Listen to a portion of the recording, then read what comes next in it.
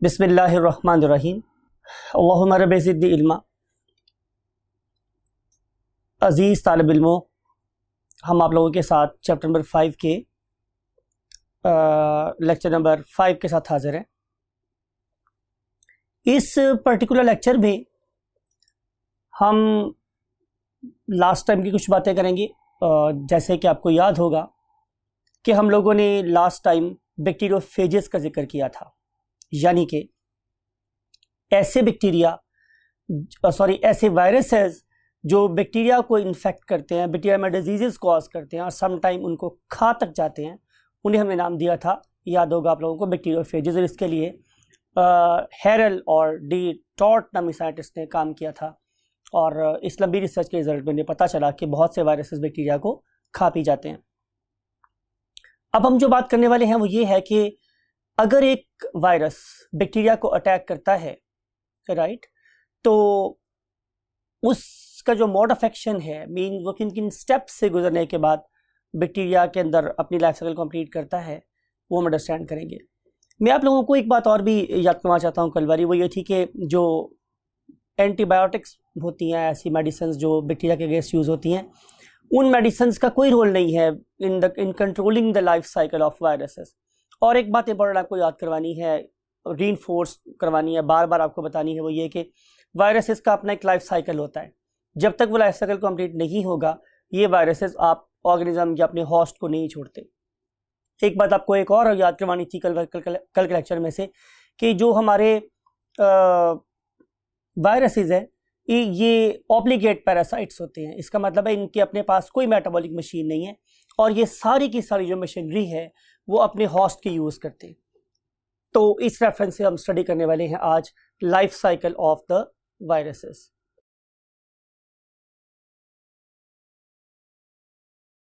जी students, dynamic wall पे आज हम ये डिस्कस करेंगे कि हमारे जो बैक्टीरियोफेजेस हैं, जो हमारे बैक्टीरिया को अफेक्ट कर रहे हैं, उनकी कितनी टाइप्स हो सकती हैं in the terms of life cycle. तो बैक्टीरिया की बॉडी में वायरसेस दो तरीके से बिहेव करते हैं। वैसे तो ये वाली बात तमाम वायरसेस के लिए ट्रू है, लेकिन हम यहाँ पे कैटेगोरिकली बैक्टीरियोफेजेस का जिक्र कर रहे हैं। तो ये जो बैक्टीरियोफेजेस हैं, ये दो तरीके से हमारे बैक्टीरिया के अंदर बिहेव करते हैं। पहला वे ये है, इसे हम कहते हैं कि ये मास्टर स्लेव रिलेशनशिप डेवलप करते हैं। इस वाले केस में स्टूडेंट्स क्या होगा कि जब वायरस का डीएनए बैक्टीरिया के डीएनए में शामिल होगा, तो उसके बाद ये डीएनए हाईजैक कर लेगा, मींस 100% ऑक्यूपाई कर लेगा, कंट्रोल कर लेगा किसको, बैक्टीरिया की मेटाबॉलिक मशीन को, राइट। अब बैक्टीरिया की जितनी एनर्जीज हैं वो सिर्फ और सिर्फ वायरसेस के कंपोनेंट्स मीन डीएनए या आरएनए और प्रोटीन बनाने में इस्तेमाल होगी। उसके बाद ये क्वांटिटी इतनी ज़्यादा बढ़ जाएगी कि जो बैक्टीरिया का सेल है वो ऑल टुगेदर फट जाएगा।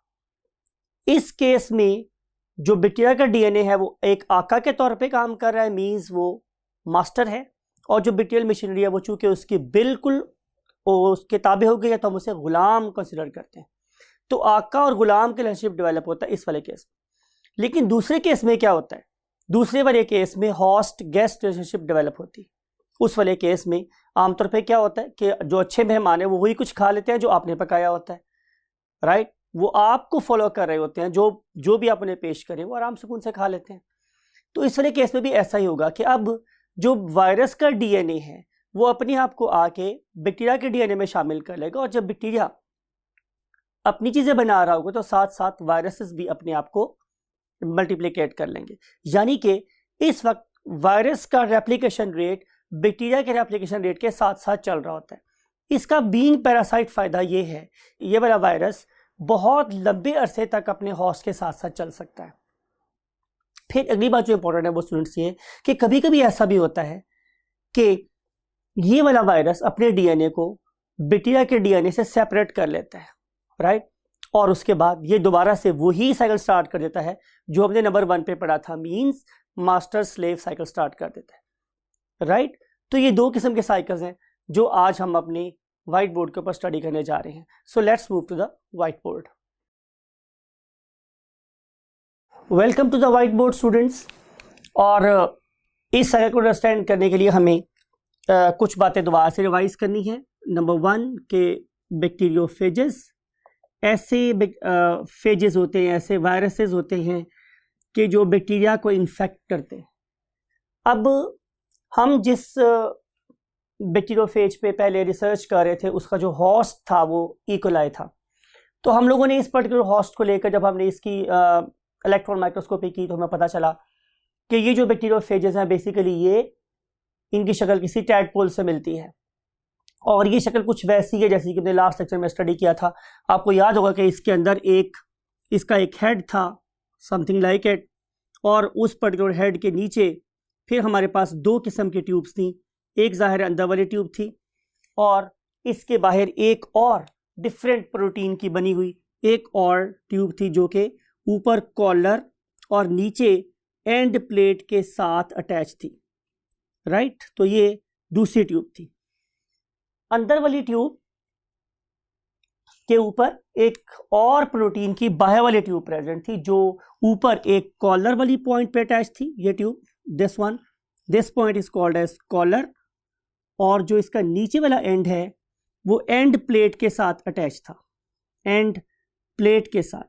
और अगर आप इसको किसी चीज़ से एनालॉगस करना चाहें तो फिर आप इसे एनालॉगस कर सकते हैं एक सिरिंज के साथ।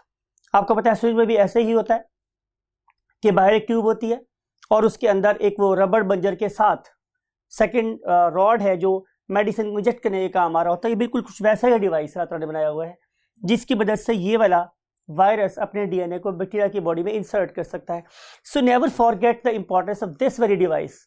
ये बेसिकली वो डिवाइस है जो इस तरफ से डीएनए को सक करेगा और फिर उसके बाद उसे होस्ट के सेल में इंजेक्ट कर देगा।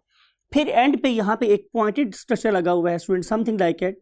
और ये जो पॉइंटेड स्ट्रक्चर है ये बेसिकली इस पर्टिकुलर वायरस को हेल्प करेगा कि वो अपना डीएनए उठा के किस में डाल दे, जाहिर है होस्ट की बॉडी में डाल दे। फिर आपको ये भी याद है कि इसी मोटर एंड प्लेट के साथ हमारे पास क्या अटैच थी, इसकी बहुत सारी लेग्स, और ये हमने आप लोगों को ये इस इमेज में भी दिखाया हुआ है। फिर आपको ये याद है कि इसके अंदर क्या प्रेजेंट था स्टूडेंट्स, जाहिर है एक हाइड्रेटिव मटेरियल, और वो हाइड्रेटिव मटेरियल या तो डीएनए हो सकता था या फिर आरएनए हो सकता था। So let's start with the life cycle. एक बात और भी याद रख लीजिए चले, वो ये है कि हमारे पास इसकी डिफरेंट टाइप्स थी बैक्टीरियोफेजेस की, जैसे कि हम लोग T1, T2 और T4 के नाम से जानते हैं। अब इसके अलावा भी बहुत सी टाइप्स हैं और अब हम बहुत सारे होस्ट इस्तेमाल कर सकते हैं। फॉर एग्जांपल ज़रूरी नहीं है कि हम लोग सिर्फ एस्केरिशिया कोलाई पर रिसर्च करें, हम लोग और डिफरेंट किस्म के बैक्टीरिया जैसे कि न्यूमोकोकस हो गया, कोकाई हो गए, बैसिलाई हो गए, तो इन डिफरेंट किस्म के वायरसेस को हम डिफरेंट किस्म के बैक्टीरिया के साथ रिसर्च में यूज़ कर सकते हैं। सो बात ये स्टूडेंट्स हो रही थी आप लोगों के साथ कि अब हम देखेंगे कि ये वाला वायरस एक बैक्टीरिया के अंदर अपना लाइफ साइकिल कैसे कंप्लीट कर रहा है। तो आंसर इज दिस कि इसका लाइफ साइकिल डिवाइडेड है डिफरेंट फेजेस में, जिसको हम लोग 1 बाय 1 डिवाइड करेंगे। इसमें जो सबसे पहली फेज है उसे हम लोग नाम देते हैं स्टूडेंट्स क्या, एडजॉर्प्शन स्टेज। एडजॉर्प्शन। आप स्टूडेंट्स जरा बात को गौर से सुने, मैंने वर्ड एब्जॉर्प्शन नहीं यूज किया, मैंने यहाँ पे बी नहीं लिखा हुआ, मैंने यहाँ पे डी लिखा है। अब एडजॉर्ब का मतलब होता है चिपकना, राइट। यानी कि जो मेरे पास पहले वाली स्टेज है उसमें वायरसेस अपने आप को बैक्टीरिया की सरफेस के साथ अटैच करते हैं। आप देखेंगे एनिमेशन में कि पहले वाली फेज में वायरसेस ने आके अपने आप को बैक्टीरिया की बॉडी से अटैच कर दिया। नंबर 2 फेज क्या है? नंबर 2 फेज है स्टूडेंट्स अटैचमेंट। अब जब मैं वर्ड यूज करता हूं अटैचमेंट, तो इससे मुराद मेरे पास ये है कि अब जो लास्ट लेक्चर में मैंने बात की थी किसके बारे में, टेल के बारे में, कि वो जो टेल है ये बेसिकली अडेप्टेड होती है as per what, structure of the host surface. अब अगर इसके ये वाले रिसेप्टर होस्ट की सरफेस के मुताबिक होंगे तो अटैचमेंट होगी, अदरवाइज अटैचमेंट नहीं होगी। ये आपको कल की बात बनी, दोबारा से याद करनी चाहिए।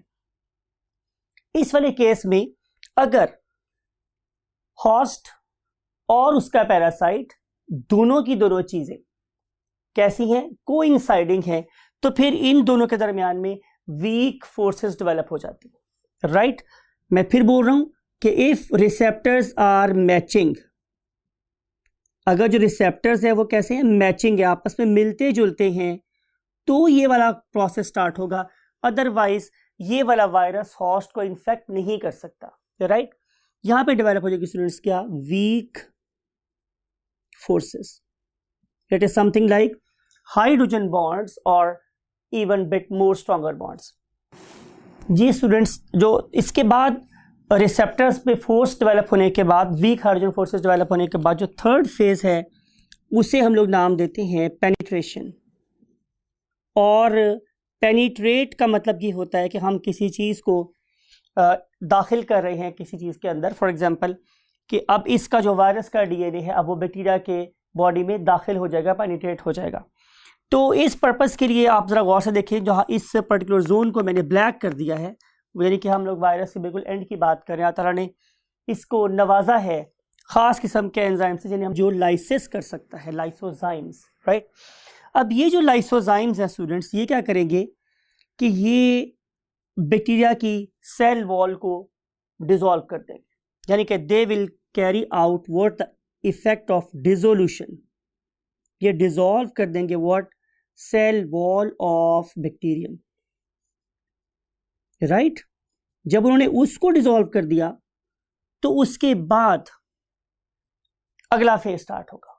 वो क्या है, आप लोगों की फैसिलिटी के लिए मैंने एक स्टेप और बढ़ा दिया है, वो क्या है, इंजेक्टिंग डीएनए और RNA into the host, injecting DNA और आरएनए। यानी कि आप इस फेज में ये देखेंगे स्टूडेंट्स कि once wall is created, once hole is created in the wall of bacterium, एक सुराख बन गया है। अब उस सुराख में से जो वायरस है वो अपना डीएनए, आप देख सकते हैं एनिमेशन में कि वो अपना डीएनए बैक्टीरिया की बॉडी में इंसर्ट कर रहा है। तो इस पर्टिकुलर फेज में इंसर्शन हो जाएगी, इंजेक्शन हो जाएगा डीएनए का इनटू द होस्ट। और उसके बाद स्टूडेंट्स वो बात शुरू होगी जो हमने डायनामिक वॉल पे आप लोगों के साथ डिस्कस की, और जैसे हम यहाँ पे डायग्राम बना के भी देखेंगे यहाँ पर, कि इस वाले फेज में आप जरा गौर से देखें, इस वाले फेज में जो वायरस है उसने आपको सिर्फ आके अपने आप को क्या किया है, लॉन्च किया है, अटैच किया है। दूसरे वाली फेज में अगर आप इस डायग्राम को देख रहे हैं तो आपको नजर आ रहा है कि इस वाले केस में हम ये शो कर रहे हैं कि यहाँ पर जो फोर्सेस डेवलप हो गई हैं between the receptors of the host and the parasite.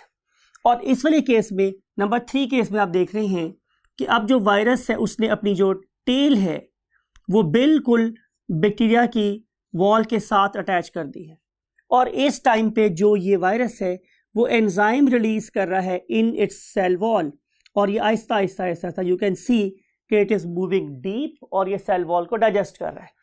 अगले वाली फेज में आपने ये देखा स्टूडेंट्स, आप नजर देखेंगे आप लोग कि इस वाले फेज में जब होल कंप्लीट हो गया है, बिल्कुल कंप्लीट हो गया है, अब वो जो मैंने आपको इंजेक्शन का कॉन्सेप्ट दिया था उसके रिजल्ट में ये वाला वायरस अब अपने डीएनए को यहां से मूव करवा रहा है, कहाँ, इसके अंदर। तो नाउ यू सी कि अब ये वाला डीएनए इस पॉइंट से इस पॉइंट तक मूव कर गया है। इसे हम लोग नाम देते हैं व्हाट, इंसर्शन और पेनिट्रेशन। इस पॉइंट के बाद डिसाइड होगा कि इस पर्टिकुलर वायरस का साइकिल किस तरीके से होगा, कैसा चलेगा।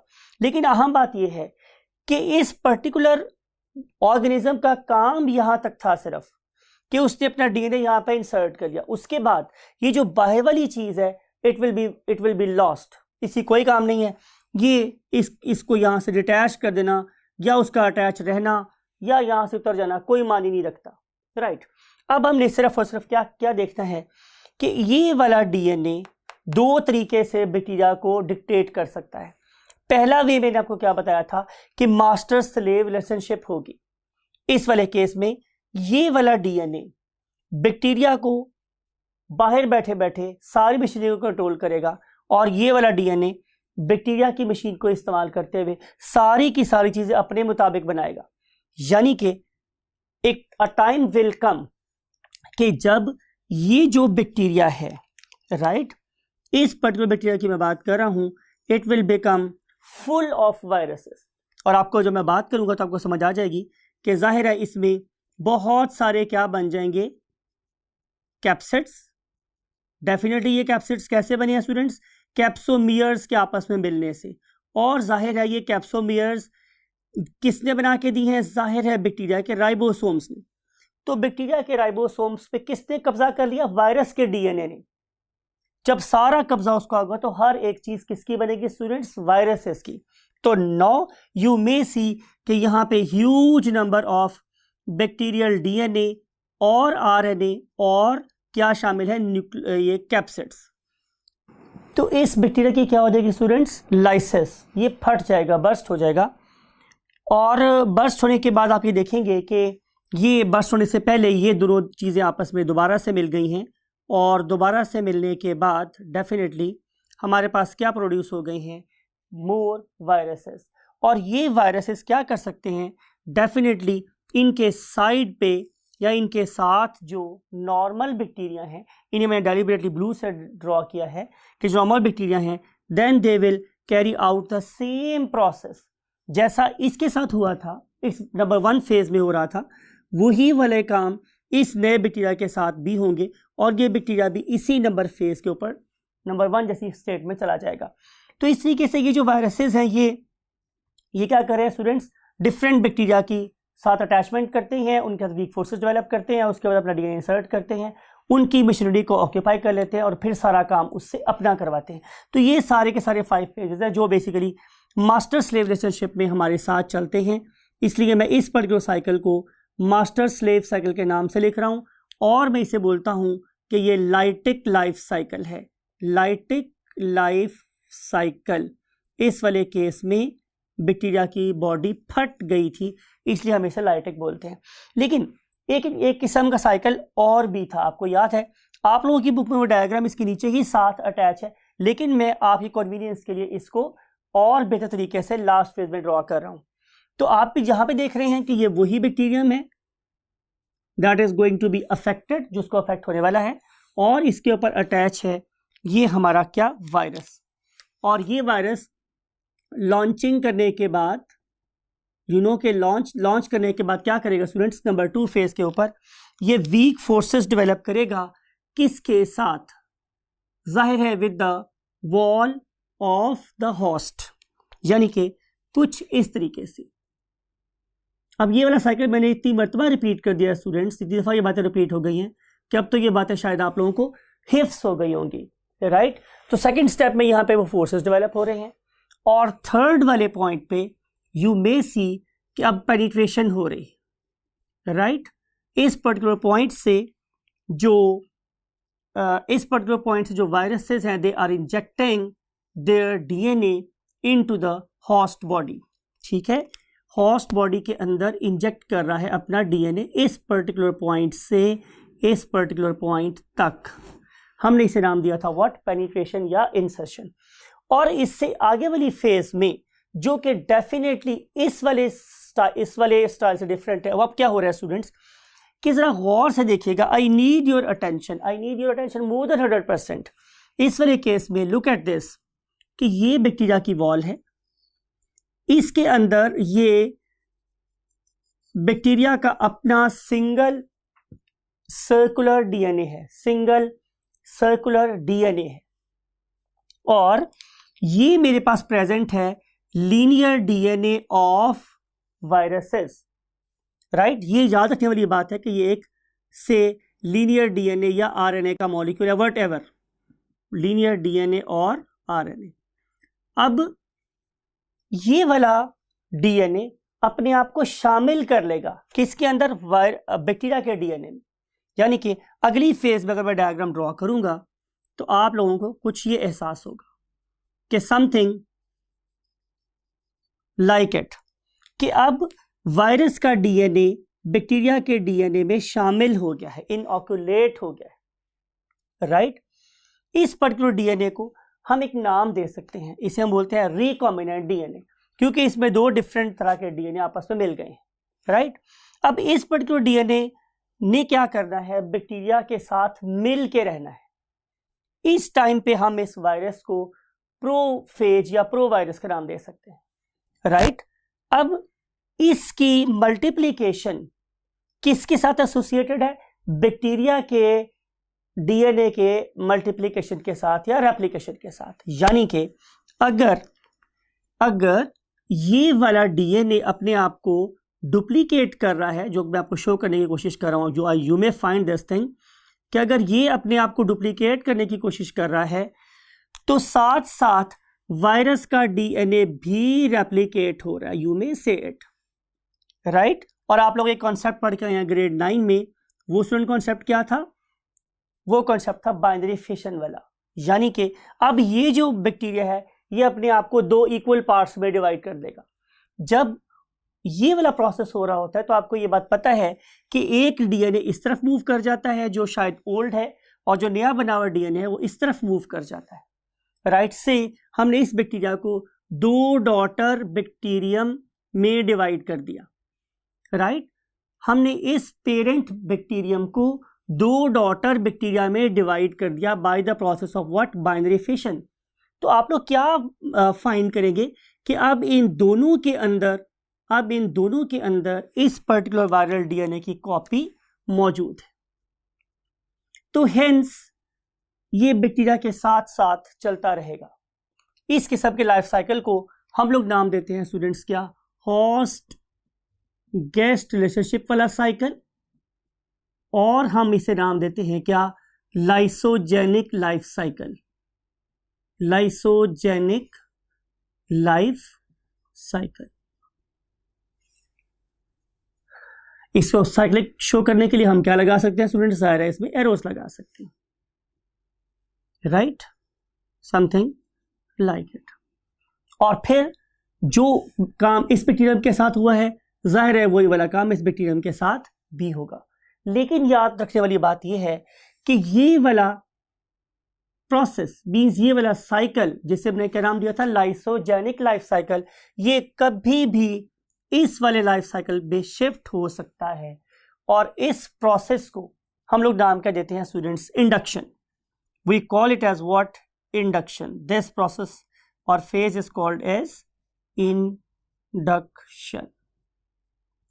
सो that's all about the life cycle of what? Viruses. अगले लेक्चर में हम आप लोगों के साथ मुलाकात करेंगे किस फेज में? डिफरेंट टाइप्स ऑफ डिजीजेस में, वायरल डिजीजेस के साथ। Take very good care of yourself and thanks for listening.